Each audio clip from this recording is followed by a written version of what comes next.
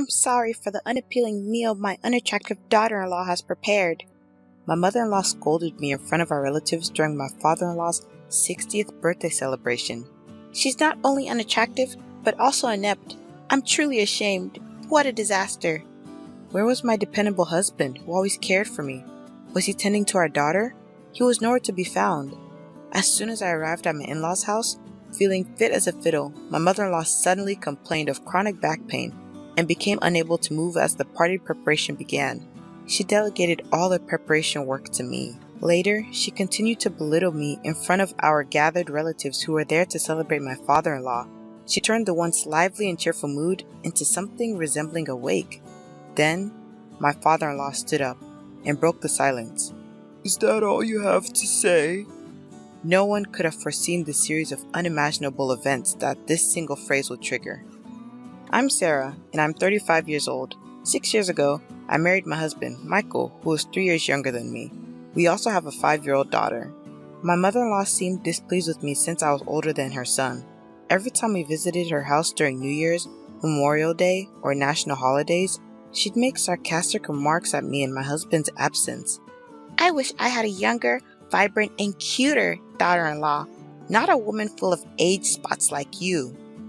Do I really look that old? Yes, very! Don't you see your own face in the mirror every day? It does hurt to be criticized about your appearance, especially as a woman. But I thought it was better not to make a big deal of it since we had only met a few times a year. However, this seemed to irritate her even more and she began to use more harsh words. "You're quite thick-skinned for an old woman. You don't get upset no matter what I say. I find it annoying that you don't show a shred of modesty." Yeah. What should I say to my mother-in-law, who only says things that make me feel at a loss for words? In front of my husband, she hides her true dark nature and speaks kind words to me. My husband seems to have no idea that I'm being mistreated by her. But if I were to accidentally vent my frustrations, I would likely be the one blamed, so I've always held back. Visiting the house with my mother-in-law present felt truly burdensome. However, it was a significant celebration for my kind father-in-law's 60th birthday. Many relatives were gathering, and we were having a grand event, so I decided to attend. My father-in-law is a quiet man who doesn't talk much, but he wraps me in his subtle kindness. When I'm feeling down because of my mother-in-law's nasty words, he gently approaches me and speaks to me. "Sarah, if you're having a hard time, feel free to tell me. If it's alright, I'd like to be there for you." I wonder if my father-in-law realized that I was being harassed by my mother-in-law. But to protect me from further harassment behind the scenes, he consciously refrained from openly supporting me. To celebrate such a warm-hearted father-in-law, our family left early in the morning and drove 3 hours to our in-laws' house. I was feeling a bit under the weather with the low-grade fever and lingering fatigue, so my husband Michael took it upon himself to do all the driving. On reaching my in-laws' place, my mother-in-law stepped lightly out of the front door with a gleeful expression. Well, well, look who's here. It's been a while. Michael, you should show your face more often. Oh dear, you look tired. "Well, I've been driving non-stop, so it can't be helped." I see, you've worked hard. I'll get the bed ready right away. Why don't you go rest in the back room? "I think I'll take you up on that. Sarah, you should get a rest too. You've been taking care of the kid in the car. You must be tired. Besides, you don't seem well." Oh dear, Michael, you didn't know? I called Sarah yesterday and we planned to go shopping together for the 60th birthday celebration. You go and rest. Sarah, once you've put the luggage at the entrance, we'll head out. Of course, no such communication had come and I don't remember making any such shopping promise. Having looked after our energetic 5-year-old daughter, I'm exhausted. And since I'm not feeling well, I'd like to rest too. "Since Sarah's not feeling well, let her rest. The shopping can be done by you." But it's your father's big celebration. I want to choose the best ingredients with Sarah. Sarah, you'll keep your promise with me, right? She certainly knows how to make a good excuse. Without giving me a chance to refuse after setting down the luggage, she forcefully pulled me by the arm and shoved me back into the car we had just gotten out of. Then, glaring at me fiercely, she snapped, "I don't think you need time to rest." However, right after that, she switched her expression to a big smile and loudly said, "Thank you for driving the car. I'm so happy." Knowing my mother-in-law, If I opposed her now, it would surely make the whole day a disaster. I reluctantly got into the driver's seat. I'm fine, so Michael, you just rest. I'll go shopping with mother-in-law. As I tried to hand over our daughter to Michael, mother-in-law took my daughter from my arms and swiftly seated her in the child seat, quickly closing the door. Looking after the child is a mother's duty. Well, Michael, we're off. Once she got into the passenger seat, her sweet tone from before completely changed as she started berating me. So, you can't even look after your child properly? Stop using Michael for your convenience. You're just an incompetent daughter-in-law who's only aged. What was terrifying was that she maintained a sweet facade since Michael was still nearby. Oblivious to all this, Michael waved us goodbye. I drove my unfamiliar husband's car toward a large supermarket. Of course, there was no way mother-in-law would stay quiet during the drive, and she started lecturing me right away. I'll make you regret lazing around while making my son drive. Mother-in-law, please don't say such scary things. I've been feeling feverish and fatigued since this morning. Your poor health is due to your bad management. Also, your crow's feet have increased, and the spots on your cheeks have darkened. I can't even bear to look, and your skin has lost its elasticity. I had lost all my energy to respond to her harsh words, and barely managed to arrive at the supermarket, nodding along the way. This is really exhausting. I wonder how all the other daughter-in-laws in the world manage to endure such treatment from their mothers-in-law. My high-spirited mother-in-law, without even a word of thanks, jumped out of the car and swiftly handed me 2 shopping carts. You're so slow. Get a move on. When I tried to avoid the crowds, she swiftly moved forward, filling the shopping basket with luxury foods like USDA prime beef, crab, salmon roe, and melons. And then she started to add in things clearly not needed for the day. Mother-in-law, do we need these urgently? I asked. We're bulk buying, so we don't have to come to the supermarket again and again. You should know that without being told, she replied. Feeling helpless, I let her do as she pleased. By the time we finished shopping, the 2 baskets were piled high. We're going to check out. Hurry up, stop dilly-dallying. Despite her rush, when it came time to pay at the counter, my mother-in-law showed no intention of taking out her wallet. Mother-in-law, the payment, I began, but with her hands folded behind her, she didn't move an inch. When I asked for the money again, she glared at me and got angry. You should pay for everything. Excuse me? I stammered. As a wife, it's your duty to entertain your husband's father. Don't be stingy and just pay. I ended up having to pay a total of $300 at the cash register to avoid making a scene. Not having any cash on me, I paid with my credit card. As a part-time worker trying to raise a child, this was a significant blow to my finances. And to make matters worse, I had brought $300 as a birthday gift for my father-in-law's 60th birthday, but I couldn't use that. The expense meant I would have to cut back even more on our living costs in the future, and the burden that had already been heavy just became even heavier. I wonder how I should tell this to Michael. If I report this, mother-in-law might cause a fuss. During the car ride home, my mother-in-law kept hurling insults at me. It was almost impressive how many different insults she could come up with. By the time we arrived home, my husband was still asleep, probably due to exhaustion. Upon seeing this, my mother-in-law smiled slyly and began to take advantage of me. After you put away the groceries, go weed the garden right away. Please, can I rest a bit? You have no right to defy your mother-in-law. This is the consequence for making Michael drive alone. So this is what you mean by making me regret, I murmured. If you have time to move your mouth, just go and move your hands. Hurry up, we're short on time. After weeding, clean the bathroom and the toilet. Despite the unfairness of the situation, I had no choice but to endure it for the day. I weeded the garden and then cleaned the grimy, yellow-stained bathroom and toilet, thinking that once the 60th birthday celebration was over, I wouldn't have to see my mother-in-law for a while. My husband woke up just as I had finished cleaning and looked surprised to see me. Sarah, are you okay? If you're not feeling well, don't overwork yourself. Take a break now. Thank you. I'll take you up on that offer. Ouch! That hurts! Just as I was about to lie down, my mother-in-law suddenly let out a loud yell, clutching her back. Although she had been lively just moments before, she started complaining about sudden back pain. My mother-in-law, who always presents a gentle demeanor in front of my husband, suddenly let out a weak voice. This is troublesome. My back hurts so much, I can't do anything. My chronic back pain has flared up again. I won't be able to cook before the relatives gather. Sarah, you're my only hope. But what should I do? As much as her sorrowful demeanor seemed a bit staged, If her chronic back pain was genuine, then it would indeed be impossible for her to stand in the kitchen.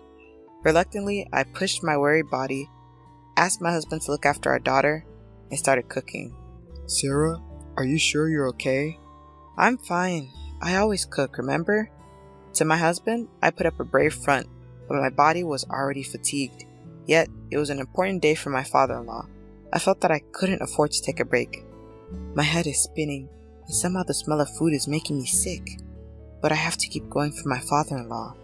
After I managed to finish cooking, my father-in-law came into the kitchen to check on me. You've worked hard. Thank you for preparing all this food. Not at all. It's for you. Please enjoy it later. After that, the relatives started gathering one after another. Everyone wished my father-in-law well, creating a lively atmosphere. As we finished the toast and were about to start eating, my mother-in-law started saying something shocking. I'm sorry, everyone, but due to my chronic back pain flaring up on this important birthday celebration, the food was all cooked by my daughter-in-law. I apologize for the unappetizing food made by my unattractive daughter-in-law. Both my father-in-law and husband froze at my mother-in-law's sudden outburst. My daughter-in-law is not only unattractive, but she's also clumsy, a total failure. It's truly pitiful. Ouch! My mother-in-law exaggeratedly rubbed her back, continuing to disparage me. She's so clumsy that without my support, she can't do anything. I wonder if she can even take care of her own child. I'm so worried about whether Michael can manage with such a woman as his wife.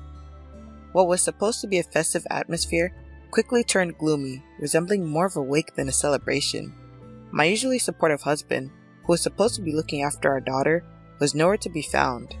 At that moment, my father-in-law, who had been sitting quietly, suddenly stood up. Is that all you wanted to say?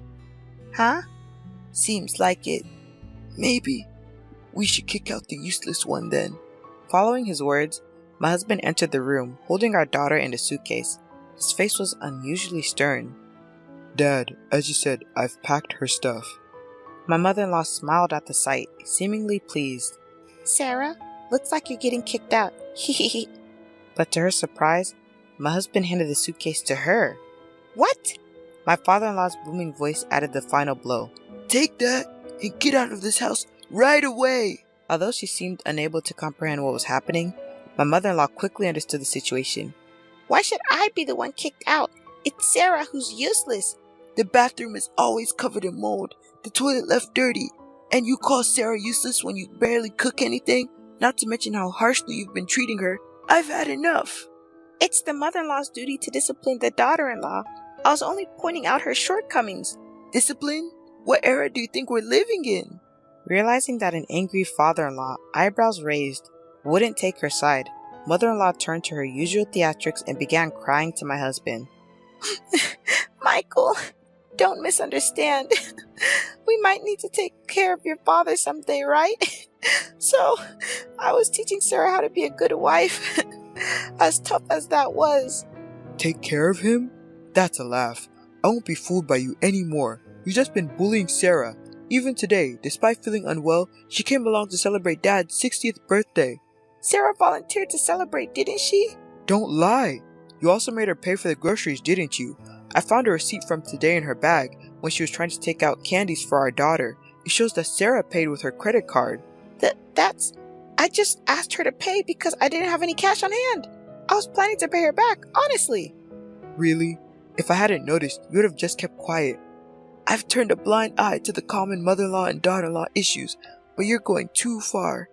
I'm fed up with living with a spiteful old woman.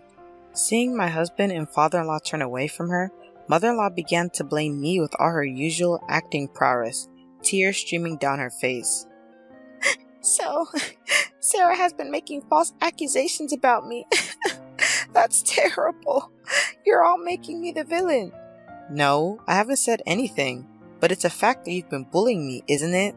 For the sake of father-in-law and my husband, who had gone to great lengths for me, I gathered the courage and spoke the truth for the first time. I would no longer let mother-in-law have her way. That's right. We heard about it from Mia. We also know about the nasty comments you made about Sarah at the supermarket and in the car. Afterwards, you made Sarah do all the weeding and cleaning the bathroom and the toilet. Yeah, Grandma was mean to Mommy. She made her clean a lot of places. You can't trust what a child says. Mia doesn't lie. Let's check the dash cam footage. That should clear everything up. Michael, could you do that? Good idea, Sarah. I'll do that right away. What is that? Ignoring his mother's question, Michael went to the car parked outside, started the engine, and began playing the dash cam footage. The latest device, which can also record the inside of the car, was installed, so even facial expressions were clear. Ah, it's showing. She was saying these things. I'm shocked. Everyone, come over here and watch this. Relatives who had followed to see what was happening all checked the footage. Upon viewing, they began to comment. This is terrible indeed. Wow, this is the worst. Mother-in-law, who had stayed in the house insisting she wasn't at fault, began to panic as the atmosphere grew tense and ran barefoot toward the car. Everyone was taken aback by her swift movements, despite her supposed back pain.